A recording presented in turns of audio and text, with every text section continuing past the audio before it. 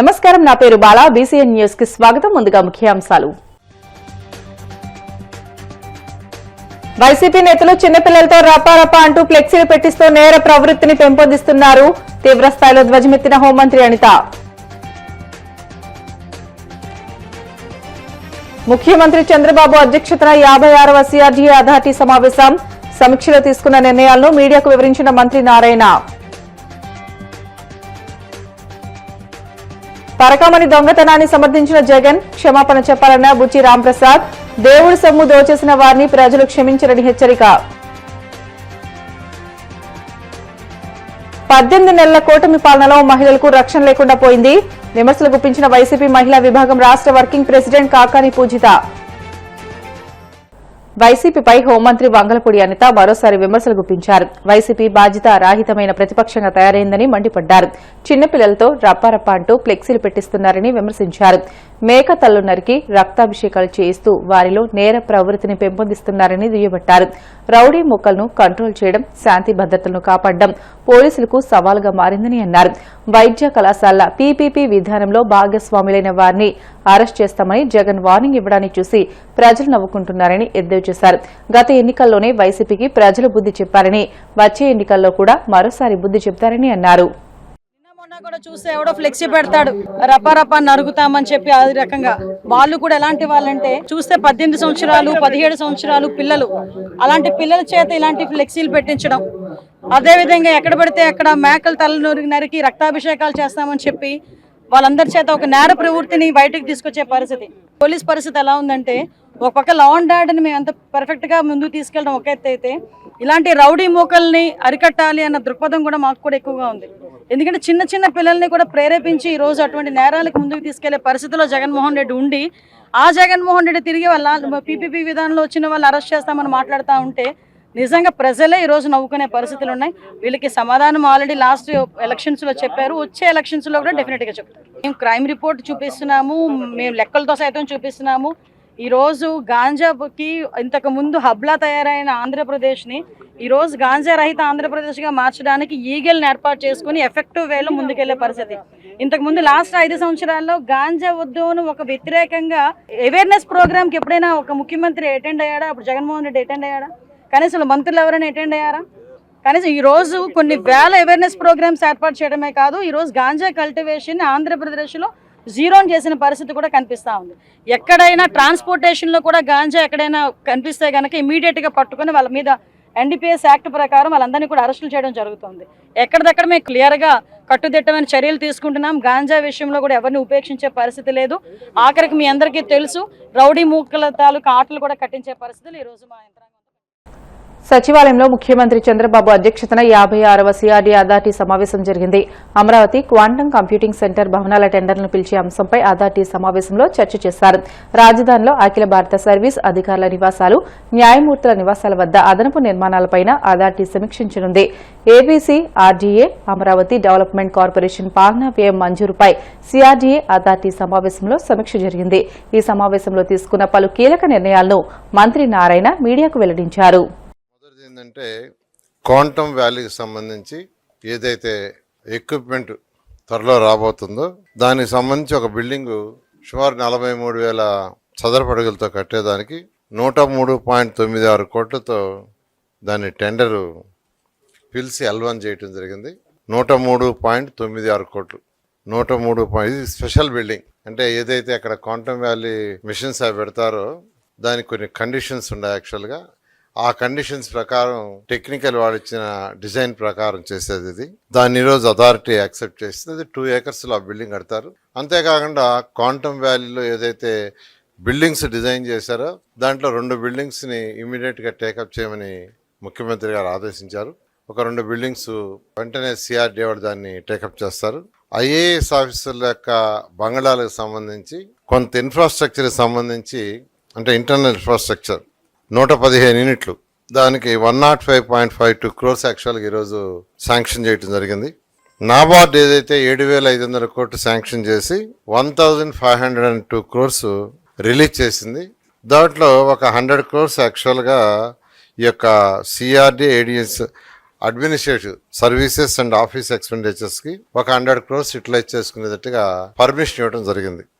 Group of ministers meet అయ్యి ల్యాండ్స్కి సంబంధించి ఈరోజు 3 డెసిషన్లు తీసుకున్నారు. ఒకటి, మినిస్ట్రీ ఆఫ్ ఆయుష్ వాళ్ళు ఆయుష్కి సంబంధించిన ఒక యూనివర్సిటీని యాక్చువల్గా ఎస్టాబ్లిష్ చేస్తారు. హాస్పిటల్ అది దానికి 23.127 ఎకరాలు శాఖమూరు విలేజ్లో ఇవ్వటం జరిగింది. అది 60 yearsకి 1 రూపీ లీజ్ కింద ఇవ్వటం జరిగింది. మినిస్ట్రీ ఆఫ్ ఆయుష్ వాళ్ళు దాదాపు 750 కోట్ల రూపాయలు ఖర్చు పెట్టి అక్కడ ఇండియాలో వన్ ఆఫ్ ది బెస్ట్ చేస్తామని అటు చెప్పడం జరిగింది. దాని మీద ఈరోజు ఆ ల్యాండ్ ఇవ్వటం జరిగింది. సదరన్ గ్లోబల్ హోటల్స్ వాళ్ళకి అంతకుముందు 2 acres ఇచ్చినాం. అదేవిధంగా ఓం సాయి భగవాన్ వాళ్ళకి హయత్ అసోసియేషన్తో ఒక 4 acres ఇచ్చినాం.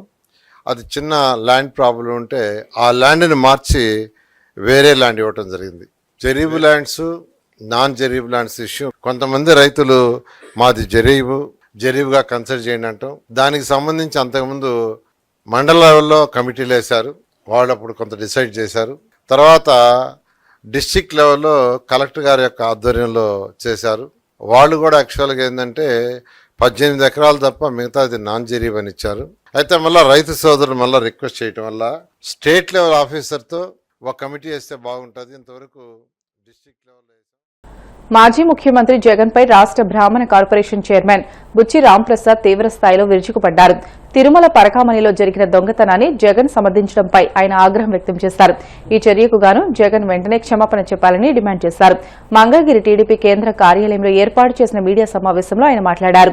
వైసీపీ అధికారంలో ఉన్నా లేకపోయినా హిందూ మతంపై దాడి చేయడమే వారి ఏకైక ఎజెండా అని ఆరోపించారు. 12 ఏళ్లుగా బెయిల్పై ఉంటూ రాజకీయాలు చేస్తున్న వ్యక్తికి పరకామణిలో దేవుడి సొమ్ము దొంగతనం చేయడం ఒక చిన్న తప్పుగా కనిపిస్తుందని విమర్శించారు. పరకామణిలో జరిగినటువంటి అక్రమాలు, దేవదేవుడి మీద జరిగినటువంటి కుట్రల మీద నేను మీడియాకు రావటం జరిగిందండి.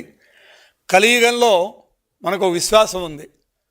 ప్రజల కష్టాలని, నష్టాలని అక్రమార్కుల నుంచి కాపాడటానికి, అక్రమవాదుల నుంచి కాపాడటానికి దేవదేవుడి రూపంలో శ్రీ వెంకటేశ్వర స్వామి కలియుగంలో అవతరించారు.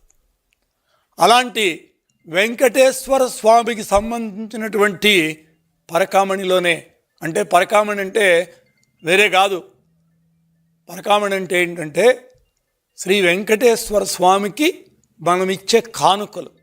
కానుకలు అంటే ఏంటంటే ఎంతో భక్తితో మనం దేవుడికి కానుకలు సమర్పించుకుంటాం. ఆ కానుకలు కూడా ఎలా ఉంటాయంటే ఎంతో కష్టపడి కొంతమంది నిలువు దోపిడీ ఇస్తారు. నిలువు దోపిడీ అంటే తన ఒంటి మీద ఉన్నటువంటి బంగారం వస్తువులన్నీ కూడా దేవుడికి ఇచ్చేస్తారు. కొంతమంది ఒక మొక్కు ఉంటారు, మాకు ఈ మొక్కు కోరిక తీరితే వచ్చి మీకు తలనీలాలు ఇస్తాం, నిలువు దోపిడీ చేస్తాం అని రోజు కొంత డబ్బులు దాచిపెట్టుకుని పసుపు గుడ్డలో డబ్బులు దాచిపెట్టి ఆ డబ్బులు రూపాయి, ₹10 వాళ్ళ స్థాయిని బట్టి దాచుకుని కోట్ల రూపాయలు ఇచ్చేవాళ్ళు ఉంటారు. అంటే అది భక్తి విశ్వాసాలకి సంబంధించిందే ఈ పరకామణిలో లెక్కించే డబ్బు. అంటే ఉండి డబ్బు. ఉండి అంటే ఏంటి? దేవుడి మీద నమ్మకంతో మనం అనుకున్న కోరికలు తీరితే ఆ కోరికలు తీరిన తర్వాత దేవుడికి మనం ఇచ్చే కానుకలే హుండీలో మనం వేస్తాం. ఆ కానుకలను లెక్కించే కార్యక్రమమే పరకామణిలో జరుగుతుంది. ఇది కొన్ని ఏళ్ల నుంచి టీటీడీ అనేది 1930లో బ్రిటిషర్స్ పెట్టారు. బ్రిటిషర్స్ కూడా శ్రీ వెంకటేశ్వర స్వామి మీద గౌరవంతో ఆ రోజున పాలక మండలిని ఏర్పాటు చేయడం జరిగింది. ఫస్ట్ పాలక మండలి 1935లో టీటీడీ అన్న పేరు మీద పెట్టారు. అంటే దగ్గర ఇవాళకి టీటీడీ పెట్టి 90 ఏళ్ళు అయింది. అంటే ఏంటంటే బ్రిటిషర్స్ కూడా తిరుమల తిరుపతి వెంకటేశ్వర స్వామి మీద భక్తి విశ్వాసాలతో ఉన్నారన్న దానికి నిదర్శనమే ఆ రోజున మద్రాస్ ప్రెసిడెన్సీలో ఉన్నటువంటి గవర్నర్ ర్యాంక్ ఆయన పెట్టడం జరిగింది.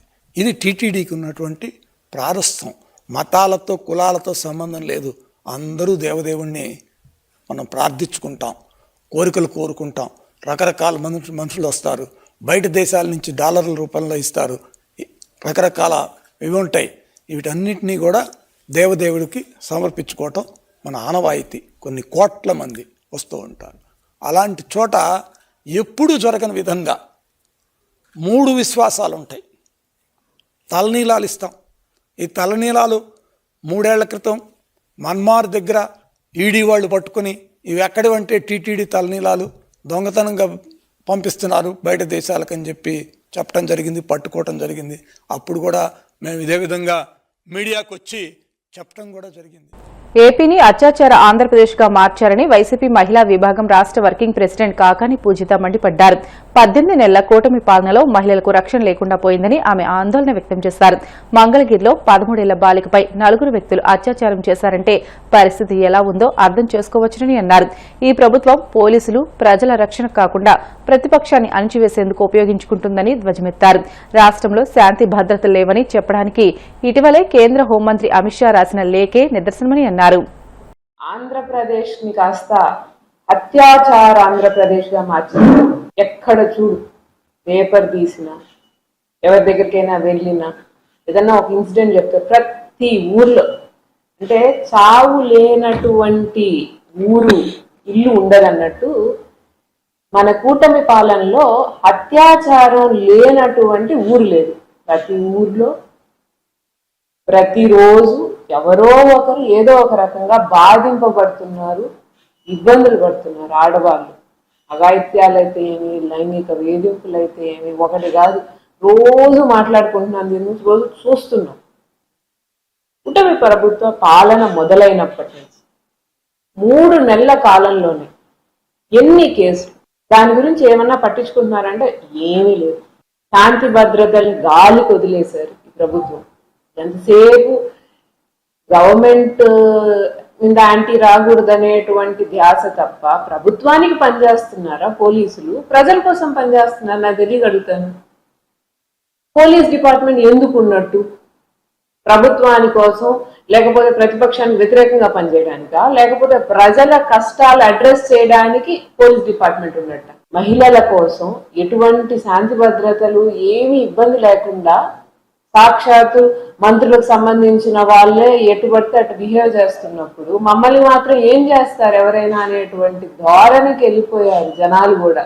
13 ఏళ్ల పిల్ల పాపం, ఆ అమ్మాయిని 18 రాత్రి వీళ్ళు తీసుకెళ్తే 21వ తేదీ దాకా ఆ అమ్మాయి బయటపడి వచ్చేంత వరకు 4 కలిసి ఆ అమ్మాయికి మాయమాటలు చెప్పి తీసుకొని వెళ్ళి ఆ అమ్మాయి మీద అఘాయిత్యం చేసి సాక్షాత్ ఎక్కడ మంగళగిరిలో. కనీసం ఆ అమ్మాయి పాటికి ఆ అమ్మాయి రాకపోతే పరిస్థితి ఏంటి? ఇటువంటి ఒక సంఘటన జరిగిందని కూడా తెలియదు బయటికి. ఎన్ని వెలుగులోకి వస్తున్నాయండి జరిగే వాస్తవ సంఘటనలో ఎన్ని వెలుగుకి వస్తున్నాయి అసలు. ఆ అమ్మాయి మీద అత్యాచారం చేశారు, ఆ అమ్మాయి మీద అత్యాచారం చేసిన తర్వాత వాళ్ళని ఆ అమ్మాయి తప్పించుకున్నాక ఇప్పుడు వెళ్ళి వాళ్ళు పోలీసులు అరెస్ట్ చేసి ఏదో కేసు పెట్టేసి దాన్ని ఇంకా అయిపోయింది. మేము కేసు పెట్టామంటే మా పని అయిపోయింది. పోలీసులది జనాల్ని రక్షించడం పని కాదు, కేసు పెట్టేశాము, ఫార్మాలిటీ అయిపోయింది, మా పని అయిపోయింది. ఇన్స్టాగ్రామ్ లో పరిచయమే ఇంటర్మీడియట్ బాలికని వాళ్ళు మళ్ళీ అదే ఇక మాయమాటలు చెప్పి పిల్లల్ని వెళ్తున్నారు అనేది ఒక స్పష్టమైనటువంటి ఇది ఉంది, అర్థమవుతుంది. పోలీసులు దాని మీద ఏం యాక్షన్ తీసుకోవాలనుకుంటున్నారు? ఇటువంటి అఘాయిత్యాలు ఇంకొన్ని అరికట్టాలి అని అంటే మనం ఏ రకమైనటువంటి ముందు జాగ్రత్త చర్యలు తీసుకోవాలనుకుంటున్నారు? ఏమన్నా ఆలోచన ఉందా? కాబట్టి ఇప్పటికైనా కళ్ళు తెరిచి ఈ కక్ష సాధింపులు, ఈ పిచ్చి పిచ్చి కేసులు, ఎవరిని పడితే వాడిని బెదిరించడం, పొద్దున్నే పిలిచి పోలీస్ స్టేషన్ లో కూర్చోబెట్టడం అన్ని వదిలేసి కనీసం పోలీస్ డిపార్ట్మెంట్ అయినా కళ్ళు తెరిచి రేపు పొద్దున్నే ఈ నిర్లక్ష్యానికి ప్రభుత్వం జవాబు చెప్పినా చెప్పకపోయినా పోలీసులు జవాబు చెప్పాల్సి వస్తుంది. కాబట్టి కళ్ళు తెరిచి ప్రభుత్వం, పోలీసులు ఇప్పటికైనా మహిళల పైన అత్యాచారాలు ఎలా అడ్డుకోవాలి, వాళ్ళకి ఎలా శిక్ష చేయాలనేది ఆలోచిస్తే బాగుంటుంది. బ్రిటన్లో షార్ట్ బ్రేక్ తీసుకుందాం. స్టివితాజ్